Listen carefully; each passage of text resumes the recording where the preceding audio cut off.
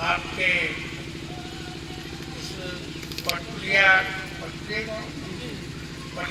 गांव में हमारे प्रदेश सचिव द्वारा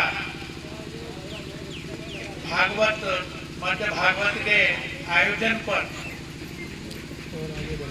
हम सब विमुक्त घुमंतु जनजाति महासभा के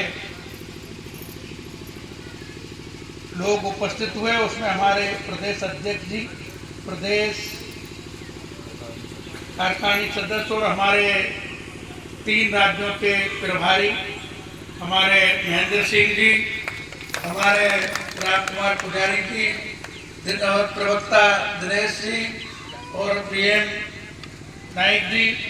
और आज के इस कार्यक्रम में हमारी सभी महिला प्रकोष्ठ की बहनें उपस्थित, सभी बहन एवं भाइयों को मेरी ओर से आप सबको बहुत बहुत अभिनंदन। मित्रों, आज मैंने उत्तर प्रदेश में हमारे ये संगठन को लगभग एक 1.5 वर्ष हो गया।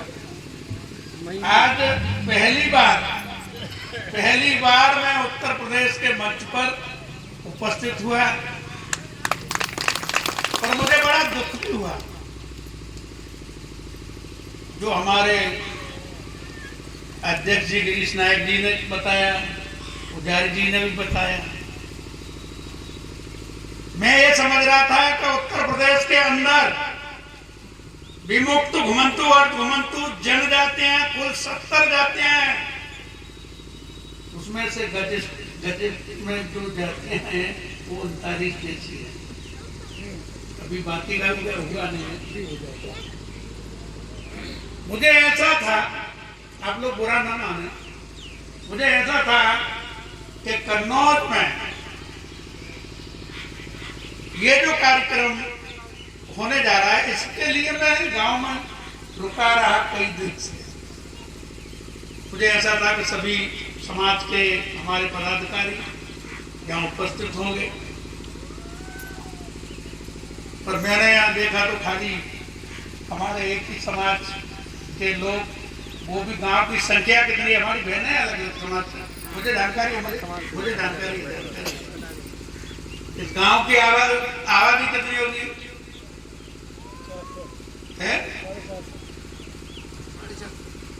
450 में। अगर गांव में एक तो ऐसा शुभ कार्य होता है, भागवत के ऐसे शुभ कार्य पर अगर TNT महासभा की टीम, प्रदेश और जिले की टीम यहाँ उपस्थित होती है, तो कम से कम गांव के लोगों को सुनने तो आना चाहिए। जब तक के सुनेंगे नहीं तो पता क्या चलेगा हम क्या कर रहे हैं।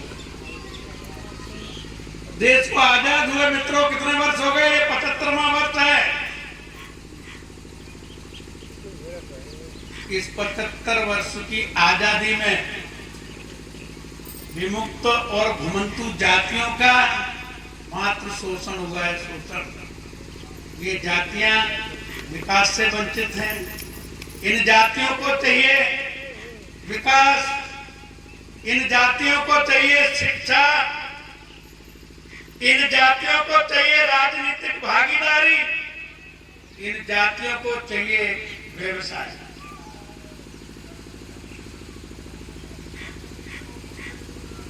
गिरीश जी सरकारें सारी योजनाएं बनाती हैं, वो चल भी रही है, पर उन सारी योजनाओं से वंचित रहने का कारण कि हम संगठित नहीं है।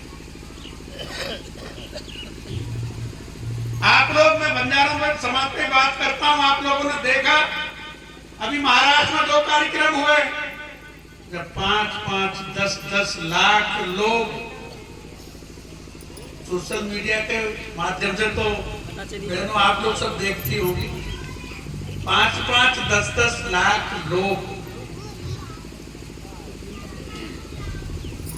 लोगों का दबाव भी बनता है। पार्टियां कोई हो, मैं पहले दिनेश नायक जी की बात का खंडन कर देता हूं। दिनेश नायक जी ये DNT के भी देश में कम से कम होंगे तो 500 संगठन होंगे, 500। और अगर कोई एक समाज का व्यक्ति एक सामाजिक संगठन बनाकर 666 जातियों वाले संगठन को इस तरह की बात करे तो वो मैं उसे नहीं समझता, तो वो गलत है। आप राजनीतिक पार्टियों में भी देखते हैं एक दूसरे का विरोध करता है, पर आपका कोई भी डीएनटी महासभा का अगर उत्तर प्रदेश के अंदर किसी भी पार्टी का कोई नेता विरोध करता हो, आप उसे सहन करिए, आप तो उसकी बहस बस आ रहे हैं निकल रहे हैं। हमारे डीएनटी का काम क्या है? मैं मित्रों आज से नहीं, मैं पिछले 20 वर्षों से माननीय हरिभाऊ राठौर महाराष्ट्र के सांसद भी रहे, आप लोगों ने नाम तो सुना होगा, सुना है आप लोगों ने। हमने माननीय हरिभाऊ राठौर जी के कंधे से कंधा मिलाकर काम किया है, क्योंकि महाराष्ट्र में ये लाभ वहां डीएनटी जातियों को मिला है। वहां ओबीसी से अलग 11.5% आरक्षण विमुक्त और घुमंतु जातियों को है, और उसमें से भी 3.5% आरक्षण स्पेशल बंजारा समाज का कोटा है। वहां उस 3.5% कोटा से बंजारा समाज में भी आईएएस भी बने, आईपीएस भी बने, लोग राजनीति में भी आगे हैं। आज मैं देखता हूं पूरे उत्तर भारत पर, पूरा उत्तर भारत देश में विमुक्त घुमंतु अर्धघुमंतु जातियों को, मैंने अभी हमारे डिबेट में हमारे मीडिया पदाधिकारियों को भी बताया, देश में 27% आरक्षण ओबीसी को मिलता है, और ये विमुक्त घुमंतु अर्धघुमंतु जो जातियां हैं, पिछड़ा, अति पिछड़ा और अत्यंत पिछड़ा, अत्यंत पिछड़ा जो वर्ग है वो ही विमुक्त घुमंतु जातियों का वर्ग है। क्या आज भी उसमें आप लोग भी शामिल हैं? मुख्य घुमंतु बंजारा है। हम आजादी किसने दिलाई उस पर लड़ते रहे, बात करते रहे तो कोई मतलब नहीं है, क्योंकि इस देश में जल, जंगल और जमीन पर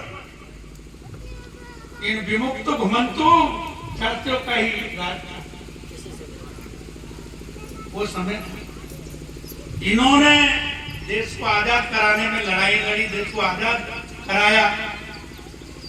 और मैं अभी डिबेट में मैंने बताया भी, आप लोग सारे लोग सुन भी रहे होंगे, ये माइक पे ही बोल रहा था, विमुक्त घुमंतु जातियों को 27% ओबीसी का आरक्षण है, पर उसका लाभ इन जातियों को नहीं मिलता है।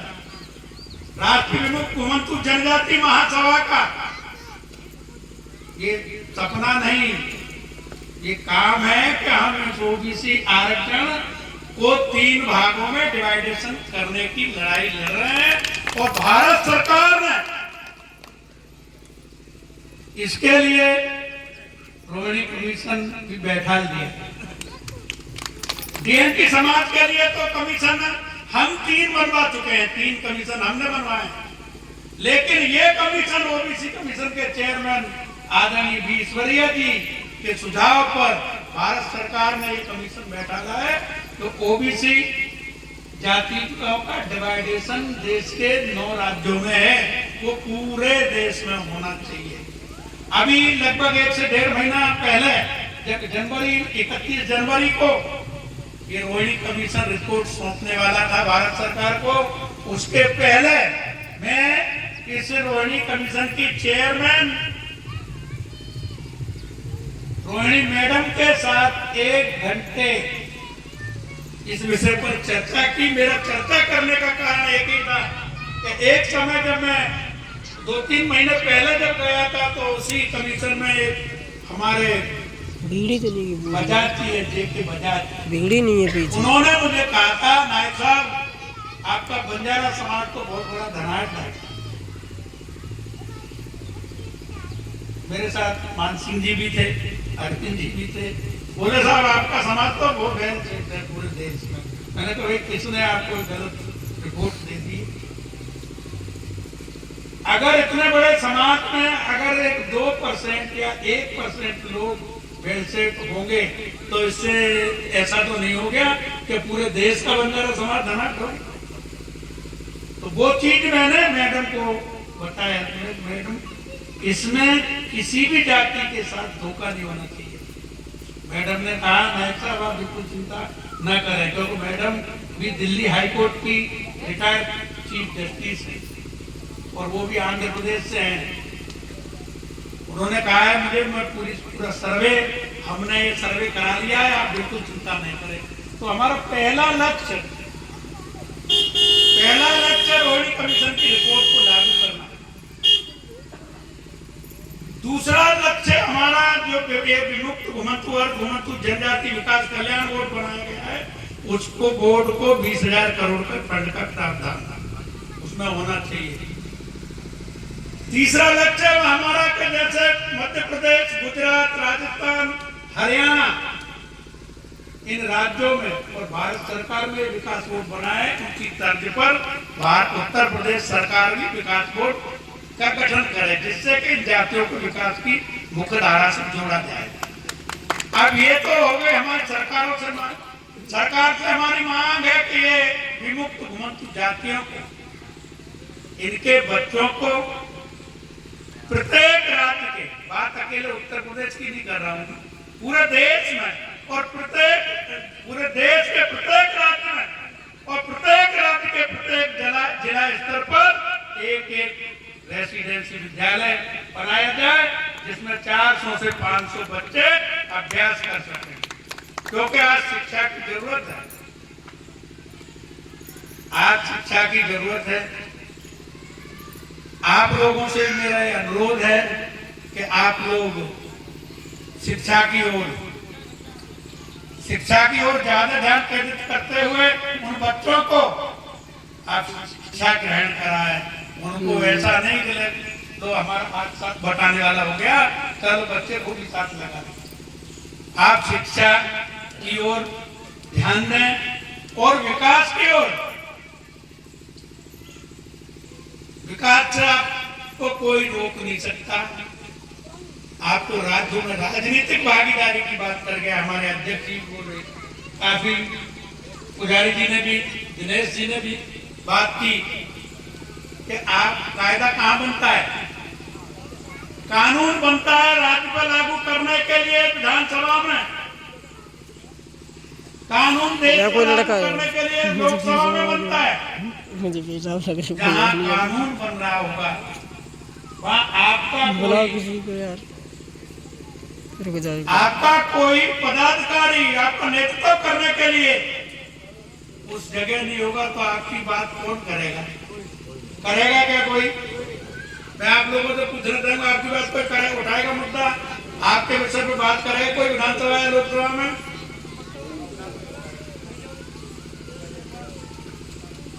आप लोगों को राजनीतिक भागीदारी ऐसा नहीं मिल रही है जो मैं देख रहा हूं। आपने उदाहरण दिया राजस्थान के गुजरों का, आपने गुजर समाज का देखा था, हाईवे जाम कर दिए थे, रेलवे ट्रैक उखाड़ दिए थे, उसका भी समाधान करने वाला कौन था? बंजारा समाज ही था। आप लोगों को जानकारी नहीं है। गोपीनाथ मुंडे जी राजस्थान के प्रभारी थे, हरिभाऊ राठौर उस समय सांसद थे, जयपुर के खासा कोठी में 12 दिन हम लोग रुके हुए। हमने मुंडे साहब से कहा था सर मैडम को समझाइए क्योंकि वहां एसटी का मारने लगे तो फिर मीना गुजर का झगड़ा बढ़ गया। गोपीनाथ मुंडे साहब ने अलग 5% आरक्षण गुजर समाज को, उसमें बंजारा और गाडलिया लोहार समाज के लोगों को हमने जोड़ा था, और रबारी देसाई समाज। तो संगठन में शक्ति होती है। अभी जब मैं कुछ विचार करने खड़ा हुआ तो पहले बैठे थे, उसमें से भी 75% लोग घर में काम करने चले गए।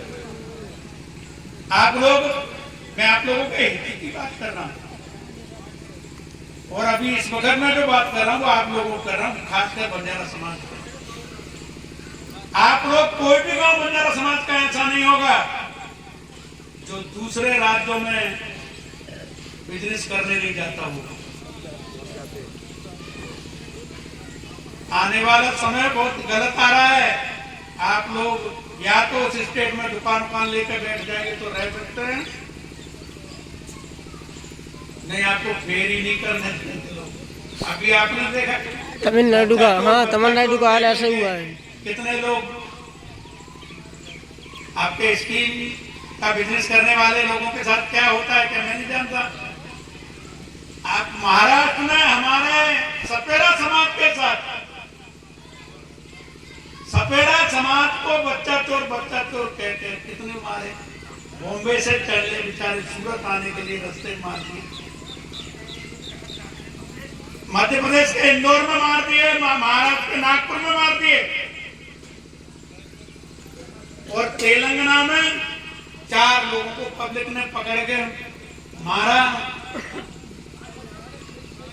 पुलिस वहां पहुंच गई, इसलिए वो बच गए नहीं। पब्लिक के बीच कोई नहीं बचता है।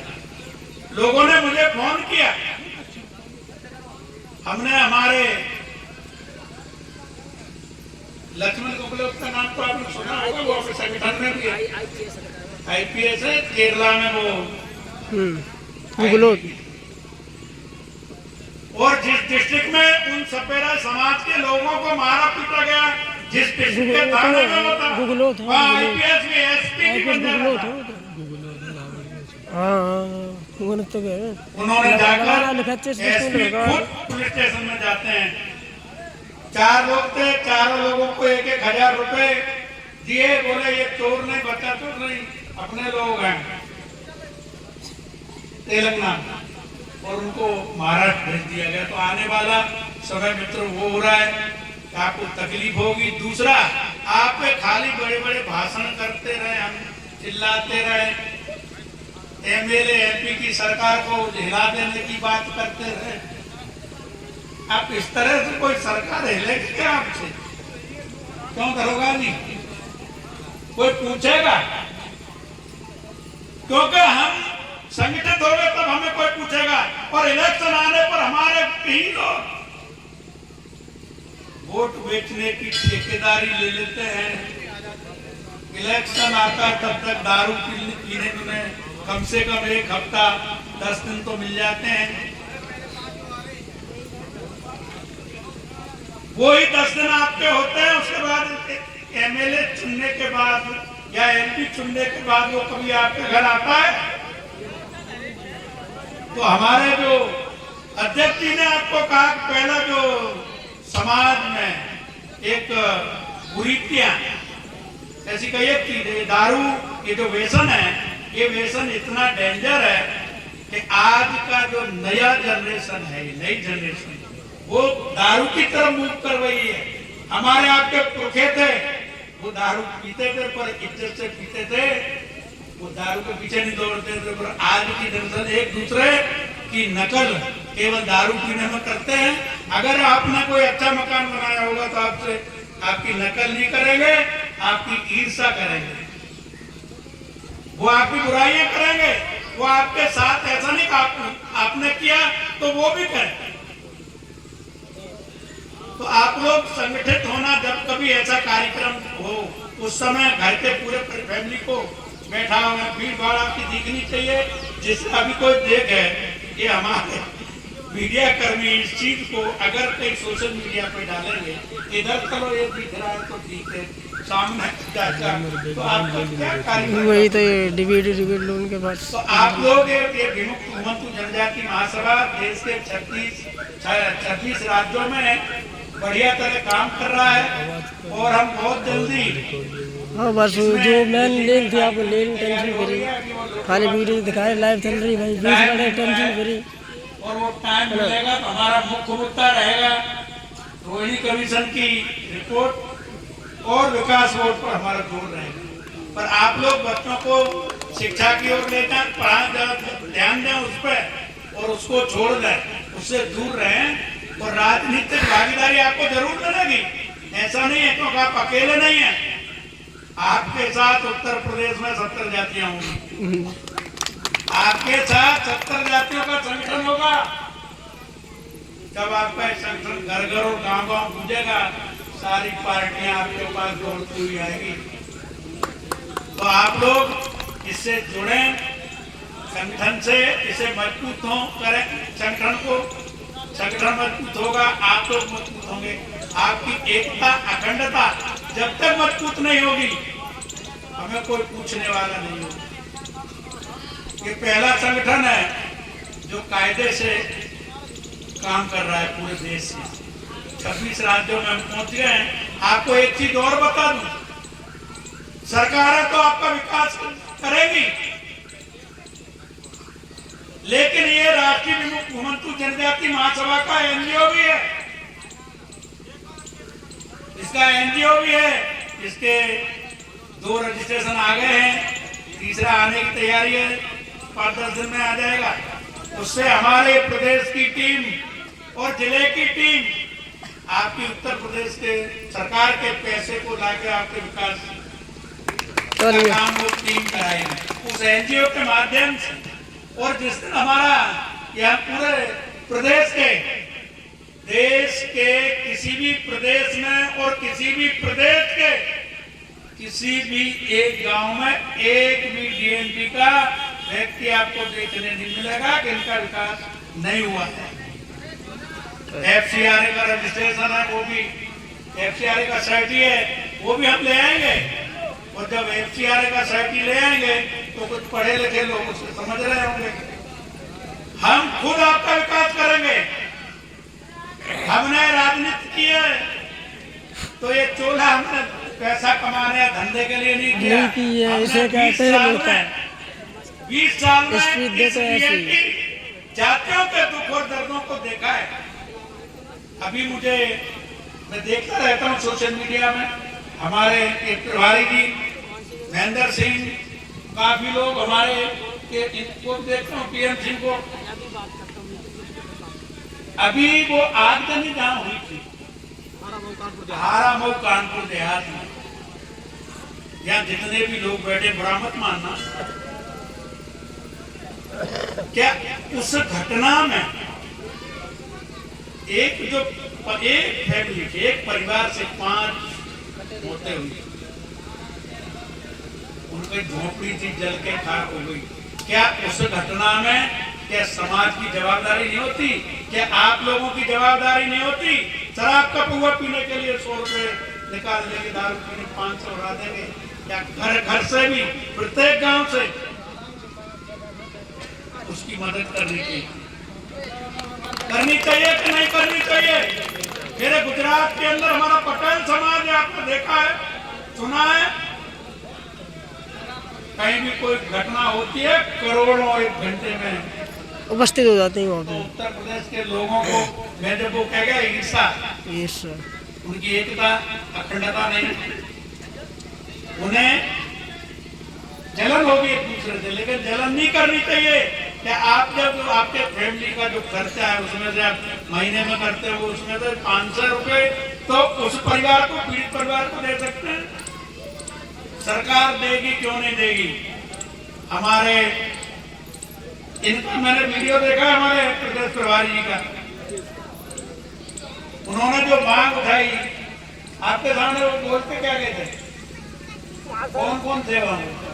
डीएम थे, एसडीएम थे, एसपी, आईजी और मंत्री वहाँ के थे, जिला पंचायत अध्यक्ष, सभी लोग वहाँ पहुँच रहे थे। तब मैंने कहा मैं पूरे प्रदेश में धरना प्रदर्शन करा दूंगा। तब वहाँ कुछ समाज में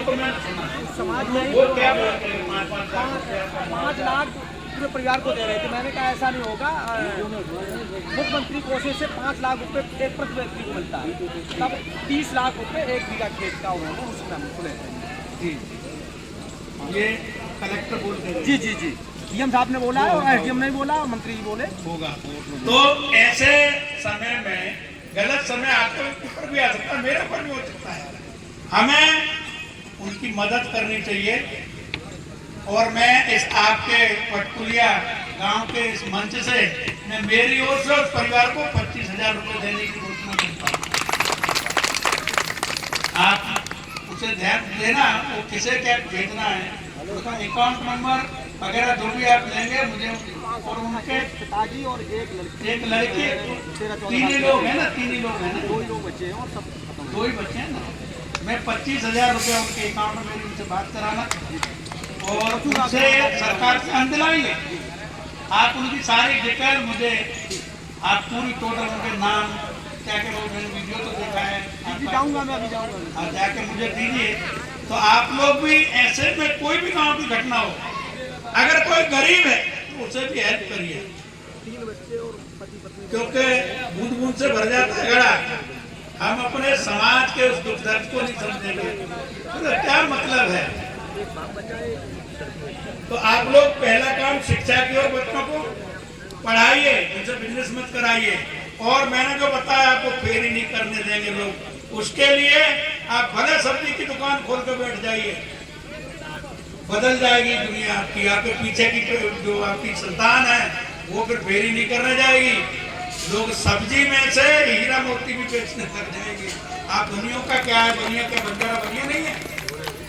देश का व्यापार, ये व्यापारी समाज है, बहुत बड़ा व्यापारी समाज है। पर वो जो कुरीतियों में चले गए, एक तो हर जगह मैसेज भेजिए तो दहेज प्रथा ये कम होनी चाहिए, दहेज प्रथा खत्म होनी चाहिए। दूसरा, ये मृत्यु भोज जिसे हम तेरहवीं कहते हैं, आप कई स्टेटों में चले जाइए, एक बंजारा की बात नहीं कर रहा मैं अदरवाइज सभी समाजों की बात कर रहा हूँ। सब ने बंदा, राजस्थान जाइए, सभी समाजों और अपने लोग तो समझना चाहिए उस चीज। तो इन चीजों को वो 14वीं तो है ही, वो छोड़ के करना नहीं चाहिए। तो मैं यहाँ आया, आप लोगों ने मुझे सुना और बात भी करने में वहाँ अच्छा लगता है। हंगामा होगा, आप लोगों ने सुना, इसके लिए मैं आप लोगों का आभारी हूँ। मैंने जो बताया है उस रास्ते पर जाएं और इस संगठन से जुड़े, संगठन को मजबूत करें। आगे आपके संगठन को देखिए, हम आपको एमएलए एमपी हम बनाएंगे डीएनटी के। आज जो हैं उनको पता ही नहीं हम डीएनटी के हैं। मंत्री भी बैठे हैं, लखनऊ में नहीं बैठे डीएनटी के, एमएलए नहीं है डीएनटी के, एमपी नहीं है डीएनटी के। जिन्हें है वो फिर अपना करते हैं ना, उन्हें क्या लगता है डीएनटी वीएनटी, वो अपना कर लेते हैं। तो इन्हीं शब्दों के साथ मैं मेरे 2 शब्द समाप्त करता हूँ। एक बार खड़े हो जाइए सारे लोग, आप एक बार इसे घुमाइए, मतलब थोड़ा पब्लिक अलग अलग हो जाए, खड़ी हो जाए आप। इनको भी सर आगे करवा देंगे। हाँ हाँ, आगे करवा दो, आगे इधर आ आगे आ जाओ, इधर आ जाओ। हाँ ऐसे ही खड़े थोड़े आ जाओ, आगे आ जाओ, थोड़े दूर दूर खड़े हो जाओ, घंटे में जैसे हो जाए इधर आगे आगे, इधर आ जाओ आप लोग, आगे इधर आ जाओ, ले लो आप लोग थोड़ा पीछे पीछे दूर, आप लोग इधर सभी लोग आ जाओ, वहाँ दूर तक मिल जाए। थोड़ा पीछे भी हो जाओ ना, दूर दूर हो जाओ। आप लोग आगे आ जाओ, महिलाएं सब आगे आ जाओ। मैं कहूँगा आवाज दो, आप कहेंगे हम सब एक हैं। हम एक हैं, हाथ ऊपर, दोनों हाथ ऊपर करके कहेंगे हम एक हैं। आवाज दो, हम सब एक हैं। आवाज दो, हम सब एक हैं। भारत माता की जय, भारत माता की जय, सेवालाल महाराज की जय।